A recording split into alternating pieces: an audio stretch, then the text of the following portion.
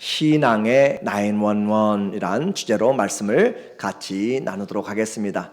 911 하면은 어떤 번호예요? 이머전시의 전화번호죠. 응급 상황에 해당돼요. 그래서 우리가 심정지가 왔을 때도 빨리 황금의 골든타임을 통하여서 전화를 해야 되고 또 가까이 있어야 되고 그런 그 과정이 안 되면 생명을 잃게 됩니다. 고속도로에서도 사고가 나도 우리가 빨리 전화를 하고 또 도움을 받아야 살 수가 있는 거예요. 그런데 이와 같이 도움을 받을 수 있으면 좋은데 그런 상황도 없이 광야에서 또 혼자 있을 때 또 쓰러졌을 때 화장실에서 어디서든지 길을 갈 때 아무도 도와줄 수 없는 전화기도 없을 때 우리는 어떤 도움을 얻을 수 있을까? 우리의 삶의 신앙의 911이 무엇인가 여러분이 아시고 있는 것 같이 우리의 그 구원은 하나님께로 오게 됩니다. 그래서 주님께 기도할 줄 아는 사람, 그것이 너무너무 중요해요. 기도할 줄 모르는 사람 없어요. 그러나 그것이 습관이 되지 않으면 당황하게 될 때 기도할 줄을 모르게 됩니다. 여러분이 손이 떨리게 되고 두려움에 떨리게 되면 열쇠 문을 못 맞추는 것이고 뭘 해야 될지 까마득하게 우리에게 다 백지가 된 상태로 돼버리는 거예요. 기도가 훈련되지 않으면 위기가 닥쳤을 때 하다가 끝나는 것이에요. 기도가 준비되지 않으면 우리의 삶의 위경에 닥쳤을 때 도움을 얻지 못할 수 있습니다.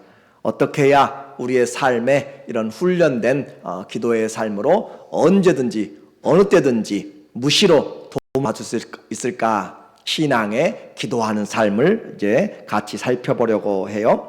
성경은 역사적인 책이면서 문학적인 책이고 또 영적인 책입니다.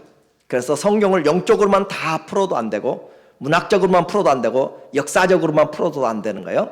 함께 조화를 이루어가야 되는데 이 성경은 가장 중요하게 하나님의 성령으로 감동되었다라고 하는 거예요. 그러니까 이 자리에는 왜 성경 이야기만 할까라고 생각하는 사람들이 있어요.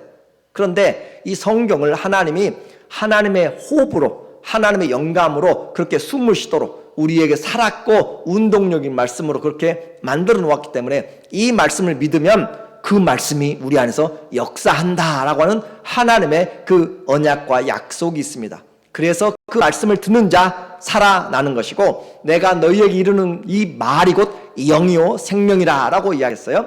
그래서 그 말씀을 우리가 어떤 것보다도 중요하게 생각하는 것이고 의사가 과학자가 누가 뭐라고 해도 우리는 창조주 하나님을 믿는 거예요. 왜 그래요?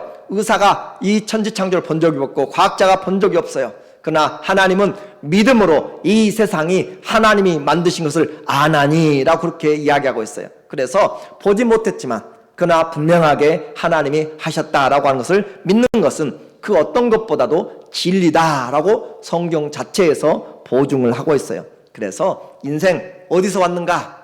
아무리 탐구하고 해봤자 고릴라에서 오지도 않았고 아메바에서 오지도 않았고 하나님이 하나님의 형상과 모양을 따라서 만들었다라고 이야기하고 있어요.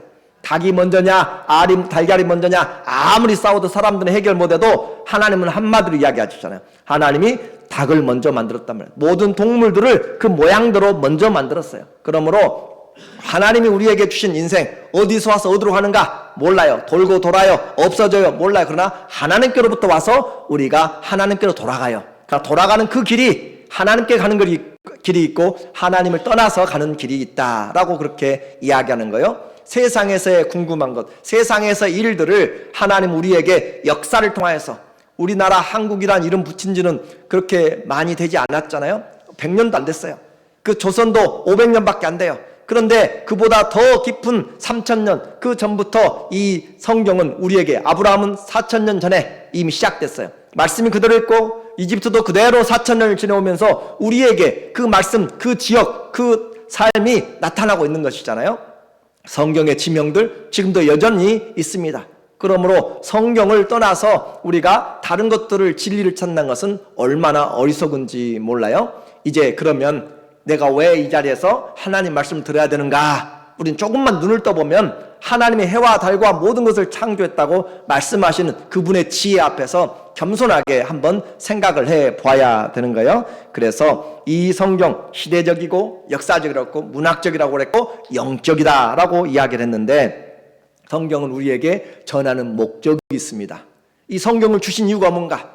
지식이 빠삭하게 만들려고요. 물론 세상의 지식들도 우리에게 많이 줘요. 수많은 사람들이, 노벨상들이 이 성경을 연구하면 성경 가운데서 힌트를 얻어서 한 사람들이 많이 있습니다. 세상의 지식도 주지만, 그러나 하나님이 이 말씀을 통해서 주시고자 하는 것은 하나님을 알고 그분을 영화롭게 하고, 그리고 우리로 하여금 생명을 얻게 하려고 우리에게 성경을 주셨다라고 하는 거예요. 그래서 성경을 읽으면 하나님이 우리에게 생명을 주신 것을 알게 되고, 너희가 성경을 상고하거니와 이 성경이 곧 내게 대하여서 증거하고 있다. 너희가 성경을 읽는 것은 영생을 얻기 위해서, 영원한 삶을 얻기 위해서 성경을 읽어요. 그런데 그 성경이 곧 예수님에 대해서 증거한다라고 이야기함으로써 성경은 모든 시대와 모든 것들을 우리에게 다 커버하면서 하나님 앞에 가장 중요한 생명을 보여주고 있다라고 하는 거죠. 이제 성경의 눈으로 들어가서 성경에 나오는 이집트가 있어요.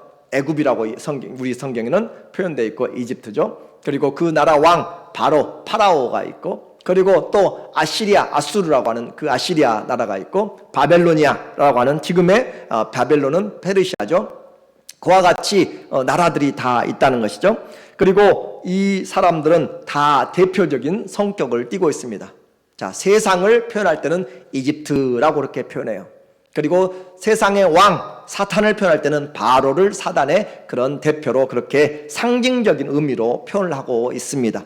그리고 우리가 오늘 보게 될 이 출애굽기 17장에서는 아말렉이라고 하는 그 족속이 나와요. 그 아말렉은 지금은 없어졌지만 그 아말렉은 육신을 우리에게 대표하고 표현을 해주고 있습니다. 그래서 성도의 신앙생활이 어떤 관계인지 우리는 이 땅만 보고 사는 것이 아니라 옆을 보고 하늘을 보고 전체를 보면서 우리의 삶을 보게 되는 거예요. 그래서 우리 원수가 누구인지, 세상을 살면서 우리의 삶을 힘들게 만드는 것이 있어요. 그것이 죄죠. 그리고 그것이 죄의 원인이 되는 사단이 있는 것이고, 우리 육신, 내 몸은 얼마나 좋아요? 근데 이 몸이 우리를 다른 길로 가게 만들어요. 이 몸이 우리를 다른 길로, 그래서 육체가 강하게 되면 영혼이 많이 힘들어지게 되는 거예요. 그러나 육체가 많이 제어가 되면 우리의 정신이 살아나게 되고 빛이 나게 되는 거죠. 자, 이제 우리에게 주신 삶에서, 세상에 살면서 크리스찬으로서, 예수 믿는 사람으로서 힘든 전쟁이 뭔가? 사단도 있어요. 다 있어요. 그런데 그 모든 것들에 대해서 가장 힘든 싸움은 자기 자신과의 싸움이다라고 이야기해요. 그래요. 그 자기 자신과의 싸움, 그 자신의 싸움이 바로 이 육신과의 싸움이에요. 나는 이것을 공부하고 싶어요. 근데 놀고 싶어요. 그렇죠? 나는 이것을 먹고 싶어요. 당 때문에 안 돼요. 먹고 싶은데 먹지 말라고 이야기해요. 그 육체와 내 마음속에서 이렇게 다투는, 그래서 자기 자신과의 싸움. 난 부지런하고 싶어요. 근데 몸이 게을러요. 그렇게 달라진다. 나는 기도하고 싶어요. 성경 읽고 싶어요. 그런데 내 육체는 달라져요. 편한 걸 원해요. 앉으면 눕고 싶고 그런 거예요. 그렇게 해서 육체와의 싸움이 가장 힘들다라고 하는 거예요. 제가 지금 무슨 말 하고 있냐면, 오늘 이 본문 17장을 이해하려면 이와 같은 우리의 삶의 배경이 무엇인지를 잘 보아야 우리가 올바른 목적을 맞출 수가 있고 성경의 뜻을 잘 볼 수가 있기 때문에 그러는 거예요. 자, 이제 성경은 그냥 우리에게 지식을 주기 위해서만 쓴 것이 아니라, 정보를 주기 위해서만 쓴 것이 아니라 하나님이 우리의 삶의 구원을 위해서 썼다라고 이야기했어요. 욥기서를 읽으면 땅 깊은 곳이 불로 끓는 것 같으며, 또 땅 속에 금이 있고 철이 있고 광석이 있다. 욥기를 통해서 사람들이 철광석을 파기도 하고, 또 이 지구 가운데 마그마가 있다는 것도 그렇게 알아내잖아요. 하나님의 말씀을 우리가 들으면서 이런 지식보다도 이제 하나님의 말씀이 우리의 영혼을 구원한다. 자, 이제 성경을 보면서 고린도전서 10장에 보면 이 구약의 사건을 구약을 신약으로 해석을 하게 돼요. 모세의 사건을 통하여서 그 이스라엘의 삶은 오늘날 하나님의 백성들의 삶, 교인들의 삶을 예표하는 것이에요. 자, 모세가 홍해를 가르게 되었습니다. 그 홍해를 가르면서 바닷 가운데 지나갔어요. 그런데 그 지나간 사건을 홍해에서 세례를 받았다, 거듭났다라는 표현을 쓰고 있어요. 옛사람이 죽고 새 사람이 됐어요. 종이 애굽에서 이집트에서 종살이를 하다가 죽고 새 사람이 돼서 자유민이 됐다는 것을 바로 세례, 옛사람이 물에 잠기고 새 사람 부활했다라는 것으로 세례의 의미잖아요. 그것을 이 사도 바울이 우리에게 말하고 있어요. 제일 밑에 보면은 라이트가 있어. 그걸 좀 해주셔야 돼요. 책상 밑에 라이트가 있어요. 라이트 불을 좀 해주셔야 돼요. 그래서 그 말씀을 통하여서 모세에게 속하여 다 구름과 바다에서 세례를 받고, 모세를 통하여서 그 사람들이 구름과 바다에서 세례를 받았다. 당신은 전혀 생각지 못했어요. 아, 이 길로 가야 된가 보다 라고 했는데, 하나님의 목적에서 성경을 우리에게 그림자로 진짜를 보여주는 거예요. 그리고 이제 그들이 광야에서 목이 말라요, 배가 고파요, 먹고 싶어요. 그럴 때 하나님께서 메추라기를 가져다가 불어서 그들을 다 먹인단 말이에요. 그들이 그 신령한 음식을 먹었는데 또 목이 마를 때 하나님이 반석에서 물을 내어서 줬는데 그것이 무엇인가 해석을 해줘요.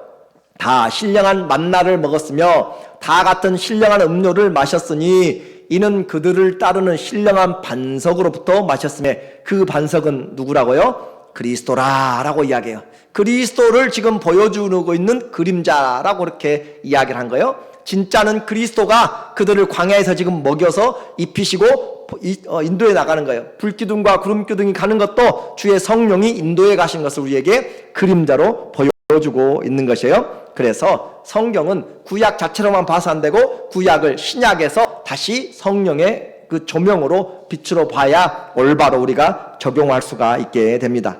이제 우리에게 말하는 거예요. 우리가 예수님을 믿게 되면 우리 예수 그리스도로 말미암아 삶을 살게 돼요. 생명을 얻어서 예수님을 먹고 마시게 되는데, 그리고 나면 해야 될 거 있어요. 자, 만나를 먹어요. 만나를 먹고 그 생수 물을 마셔요. 그러면 해야 될 거 있어요. 그 다음부터는 내 삶을 주님이 원하는 삶으로 그렇게 바꿔가는 것이에요. 그때부터 시작된 것이 육체와의 싸움이 시작된 거예요. 내 욕심과의 싸움. 그래서 예수님을 따르려면 뭐 하라고 그랬어요? 자기를 부인하고 그랬죠? 자기를 부인하는 싸움이 언제부터 시작되는가? 예수님 믿고 나면 시작됩니다. 예수님 믿고 나면. 예수님 안 믿으면 그냥 자기가 원하는 삶이에요. 내가 원하는 삶. 그러나 예수님 믿으면 하나님이 원하는 삶이에요. 세상에서도 자기가 원하는 삶 때문에 부진하는 사람도 있고 일 열심히 하는 사람도 있어요. 그러나 자기 목적을 성취하기 위해서 그래요. 그러나 예수님 믿으면 자기 목적이 아니라 하나님의 목적을 성취하기 위해서 내 자신을 하나님의 뜻에 맡기는 거예요. 맞춰 나가는 거예요. 자, 그래서 순서가 있어요. 순서가. 예수님 믿으면 그때부터 내 삶에서 하나님이 원하는 삶으로 싸움이 시작되는 것이에요. 그것이 오늘 아말렉과의 전쟁의 내용입니다. 자, 보니까 어떤 상황에서 전쟁이 시작되었는가 라고 보니까 8절에 보면은 오늘 본문 17장 8절에 그때 이 사람들이 지금 홍해를 가르고 광야를 지나서 가면서 르비딤이라는 곳에 지금 도착을 했어요. 그런데 그곳에 먹을 것이 없어요. 아니, 물이 없어요. 물이 없어서 모세, 당신 우리 죽이려고 여기 데려왔느냐라고 하면서 돌을 들어서 죽이려고. 자, 이스라엘 사람들이요, 성격이 보통이 아닙니다. 홍해를 가를 때는 하나님 애굽의 군대들이 뒤에서 추격해오고 앞에는 홍해가 넘실거리고 우리가 죽게 됐다라고 하면서 마침내 홍해가 갈라지고 그들이 건너고 애굽의 사람들이 다 장사 지내고 하나님이 만나를 내렸을 때 너무너무 좋아하고 막 춤추고 했던 사람들이 조금 가니까 물이 없어서 모세에게 너 우리를 이 광야에서 죽이려고 데려왔느냐 하면서 돌로 들어서 죽이려고 하는 그 사람들, 그게 사람들의 본성이에요. 좋다가도 언제든지 내 마음에 틀리면 그를 배반하고 죽이려고 하는 것. 너 때문에, 당신 때문에 그 은혜는 다 잊어버려요. 당신 때문에 이 잘못되었다라고 그렇게 만들어 나가는 사람들이죠. 그런 사람들, 그런 가운데 주님이 그 삶을 보시고 모여서 다 나오라 장로들을 불러서 세우고 모세가 그 반석을 치니까 물이 나와서 그들이 마시게 되었어요. 그 불신앙 가운데 하나님이 계신가 안 계신가, 하나님이 계신가 안 계신가, 이 무리바 마사라고 하는 곳에서 그들이 하나님을 테스트했어요. 하나님 때문에 이곳까지 왔는데 하나님이 계신가 안 계신가. 오늘도 우리도 살면서 내 삶 너무너무 어려워요, 하나님 계신가 안 계신가 할 때, 그때 바로 그때 그들이 원망과 불평하고 있을 때 이 아말렉이 와서 이스라엘과 르비딤에서 싸우니라. 사단은요, 원망과 불평할 때 전쟁을 시작해요. 우리를 잡아먹으려고 신명기 24장 18절에 보면, 17절 18절에 보면은 그 사람들이 뒤에서 연약한 자, 뒤떨어진 자들을 공격해 왔다라고 그렇게 이야기를 하고 있어요. 그래서 원망하고 불평하고 힘이 없는 자, 나약한 자, 신앙에서 떨어져 나가는 사람들, 그 사람들에게 사단이 공격해서 지금 아말렉이 지금 공격을 해왔다라는 거죠. 아말렉은, 이 사람들은 광야에서 도둑질하면서 그렇게 살아가는 사람들이에요. 이 사람들, 그 사람들에게 이제 싸움이 시작돼서 9절에 모세가 여호수아에게 이르되 우리를 위하여 사람들을 택하여 나가서 아말렉과 싸우라. 내일 내가 하나님의 지팡이를 손에 잡고 산 꼭대기에 서리라 라고 그렇게 표현하고 있어요. 이제 모세는 전체적인 사령관이 되었고 인도자가 되었고, 또 여호수아는 그 전쟁을 이끌어가는 선봉장이 되어서 싸움을 시작돼요. 이 아말렉과의 전쟁, 하나님을 믿으면 시작된다고 그랬어요. 이스라엘 민족이 해방되고 첫 번째로 맞이하는 첫 번째 전쟁입니다. 이 전쟁 어떻게 될 것인가? 앞으로 살아가는데 무슨 일이 닥칠지 어떻게 알아요? 앞으로 여러분들에게, 우리가 이 코로나라는 시절을 한번 겪었잖아요. 앞으로 그보다 더 큰 것들이 오게 될 때 어떻게 나갈 것인가? 지혜를 쌓았으면 그 지혜에서 나오는 것처럼 오늘 우리에게 어떻게 마스크를 쓰고 어떻게 손을 하고 거리를 두고 하면서 해왔던 것들을 기억하는 것처럼 첫 번째 이 전쟁 어떻게 해야 앞으로 다가올 전쟁도 하게 될 것인가 하는 그런 기념비적인 전쟁이란 말이에요. 그런데 예상치도 못하게 전쟁이 되었습니다. 그래서 이 전쟁, 나를 부인하지 않으면 주님을 따라갈 수가 없다라고 하는 그 시작이에요. 마태복음 16장 24절에 십자가의 도를 말하는 거죠. 이에 예수께서 제자들에게 이르시되 누구든지, 이 사람들은 예수님이 나의 주님이요 나의 그리스도입니다, 하나님의 아들입니다 라고 고백한 그 사람들이에요. 베드로와 그 제자들에게 지금 이야기해요. 그래서 제자들에게 이르시되 누구든지 나를 따라오거든 자기를 부인하고, 신앙생활에서 자기가 살아있기 때문에 우리가 십자가에서 원수가 된다고 그랬잖아요. 십자가의 원수로 살아가는 사람들, 누구든지 나를 따라오거든 자기를 부인하고 자기 십자가를 지고 나를 따를 것이라. 자기 십자가, 내가 죽었다라고 하는, 죽었다. 자, 십자가를 메고 간다라고 하는 것은 죄인들이 십자가를 메고 가요. 그러니까 우리가 십자가를 잘 이해해야 될 것이, 십자가가 그냥 그 골고다에 서 있는 것이 아니고 자기가 메고 가는 십자가가 있고, 그래서 자기가 십자가를 메고 가고 그것을 가지고 와서 세우는 것이기 때문에 십자가형에서, 역사의 이래로 십자가형에서 살아남은 사람은 없습니다.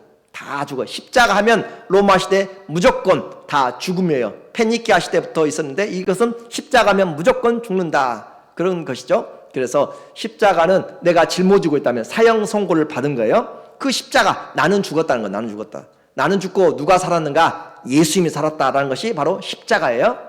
그 십자가를 지고 나를 따를 것이라. 자, 그리고 우리가 지금 세상 살아가는데 나그네로 살아가잖아요. 베드로전서 2장 11절에 사랑하는 자들아, 거류민과 멈춰있는 살아가는 사람들이죠. 거류민들과 나그네 같은 너희를 권하노니 영혼을 거스려 싸우는 자. 뭘 거스려요? 우리 영혼을 거스려서, 우리 영혼을 거스려서 싸우는, 그 거스려 싸우는 육체의 정욕을 제어하라. 육체와 영혼은, 성령은 거스려서 싸워, 거스려서. 그래서 이 육체의 정욕을 제어하는 것이 우리의 나그네된 삶에서의 신앙생활인 것을 말하고 있어요. 우리는 우리 육체를 잘 몰라요. 나는 나를 잘한 것 같죠? 몰라요. 내 속에 지금 무슨 병이 자라고 있는지도 모르고 무슨 혹이 있는지도 모르고 나는 잘 몰라요. 우리 육체, 나와 나 항상 잠자고 항상 같이 일하고 먹고 마시고 하니까 잘하는 것 같지만 절대 그렇지 않다라고 하는 거예요. 이 아말렉을 표현해서, 아말렉은 어디서 출발했는가? 자, 야곱에게서 이스라엘 12지파가 나와서, 그렇죠? 야곱의 이름이 이스라엘이에요. 변화됐어요. 그런데 그에게서 12지파가 나와서 지금 이스라엘 민족으로 지금 그들이 구원받아서 광야를 가고 있는 것인데, 그 에서의 후손, 야곱과 쌍둥이죠. 야곱과 쌍둥이인 그 에서의 후손 중에서 바로 아말렉이 나와요. 그러니까 육신적으로는 먼 친척이고 그 쌍둥이에서, 그러니까 쌍둥이니까 가장 잘 알아요. 그런데 잘 몰라요. 그것이 바로 영적으로 말하면 이 삶, 육체의 삶, 우리 같이 살아요.